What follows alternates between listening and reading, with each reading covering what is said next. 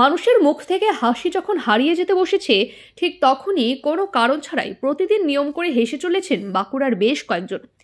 Morning ওয়াকে বেরিয়ে শহরের খ্রিস্টান কলেজ মাঠে সেখানেই তারা হাস্যযোগ চর্চা করেন। এই উদ্যোগের অন্যতম প্রধান স্থপতি প্রাক্তন শিক্ষক দেবদাস পূজারও এ বিষয়ে বলতে গিয়ে বলেন, হাসি দিয়ে দিন শুরু করলে সারা দিনটা স্বস্তিতে কাটে। প্রাত্যহিক নানান চাপে মানুষ হাসতে ভুলে যাচ্ছে, আর সেই চাপ কাটানোর মোক্ষম দাওয়াই হাসি হতে পারে বলে তিনি জানান। হাসির মধ্যে শারীরিক উপকারিতার হার্টের ক্ষেত্রেও উল্লেখযোগ্য ভূমিকা রাখে হাসি। সারা বিশ্বে এই কার্যক্রম ব্যাপক জনপ্রিয়। শারীরিক ও মানসিক সুস্থতার জন্য তাদের সাথে প্রত্যেককেই এইভাবে ক্লাবে অংশ নেওয়ার আবেদন জানান তিনি।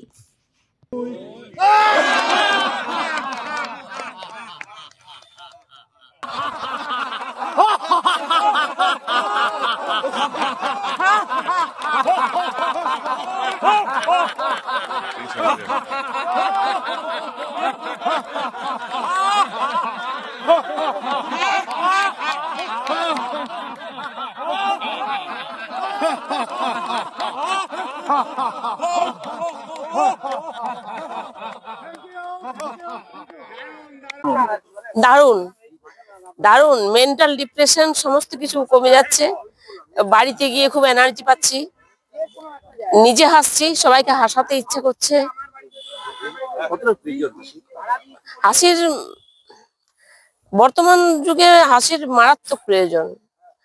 বাড়িতে হাসি নেই বললেই চলে। আমরা এত সব কর্মব্যস্ত, তাছাড়া কর্ম না থাকলেও এখন আমরা অনেকটা ডিপ্রেসড হয়ে যাচ্ছি ছেলে মেয়েদের বেকারত্বের জ্বালায় বা সাংসারিক অশান্তির জন্য।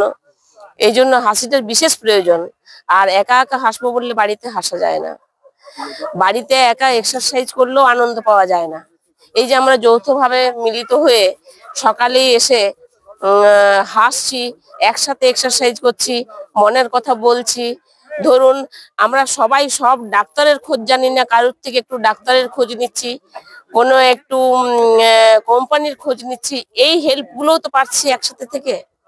তাই আমাদের এই যৌথভাবে এই লাফিং ক্লাবটা আরো সমৃদ্ধ হয়, আমরা সেটা চাইছি। সবাইকে আমন্ত্রণ জানাচ্ছি এবং এখানে খারাপ কিছু নেই আমাদের। আমার নাম সুষমা লাই। সুষমা লাই। হাসি এমন একটা জায়গা যে যত বেশি হাসবেন শরীরে রক্ত সঞ্চালন বাড়বে, মানসিক প্রফুল্লতা আসবে, এবং মানসিক প্রফুল্লতা থাকলে সমস্ত অঙ্গ প্রত্যঙ্গের মধ্যে একটা সক্রিয় ভাব এসে যায়। তাহলে হাসিটাকে প্রধান উপকরণ করে মূলত মানসিক স্বস্তিটা, সকালের দিনটা যদি শুরু করা যায় হাসি দিয়ে, তাহলে সারাদিন স্বস্তিতে থাকবে। এটাই মূলত আমাদের লক্ষ্য। বর্তমান সময় কি হাসি কমে যাচ্ছে? কিছুটা বলা যায় বই কি, যে হাসির পরিমাণটা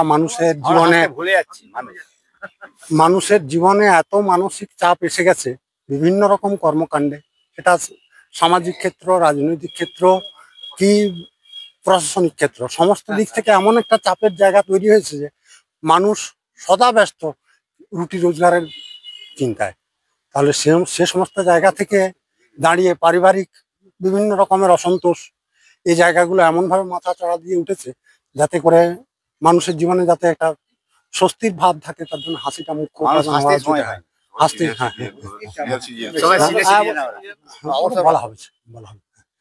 আমরা সবাই প্রবীণেরা, 60 হ্যাঁ, এমনকি 75-80 সবাই আছি। এই একটু সকালবেলায় হাস্যযোগ করি, এটাই লাভটার যোগা। আমার নাম দেবদাস পূজারু।